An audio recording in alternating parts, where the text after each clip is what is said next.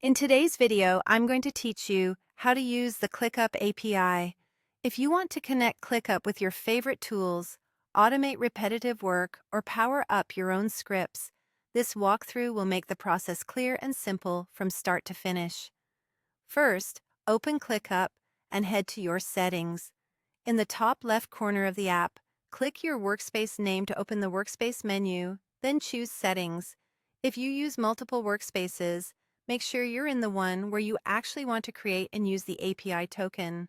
If you don't see the Settings option, you may need additional permissions from your workspace admin. Once you're inside Settings, scroll down until you find the section labeled ClickUp API. Depending on your layout or the version you're using, it might appear under an Integrations or Advanced area in the sidebar. The interface can evolve over time, so if it's not immediately visible, try searching within Settings or checking the Help Center for where the API section currently lives. When you're on the API page, you're in the right place to create and manage your token. Next, generate your API token. Click the Generate Token button and confirm. Think of this token like a private key to your ClickUp account's data and actions. It's powerful and should be kept secret. When the token appears, copy it right away.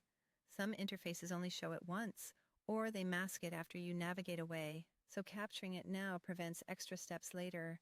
Store it securely in a password manager or a secrets vault, and never share it publicly. Now you're ready to use the token. Paste it into the authentication field of your app, script, or automation platform whenever it asks for a ClickUp API key or token. For custom scripts and API calls, this typically goes into the authorization header, and many third-party tools provide a dedicated field for it. A few best practices: keep the token out of screenshots, don't embed it directly in code you'll share, and use environment variables or your platform's secret storage to keep it safe. Your token usually carries the same permissions as your account, so only use it in tools you trust. If something seems off, revoke the token and generate a fresh one. And that's how you use the ClickUp API. Quick and easy.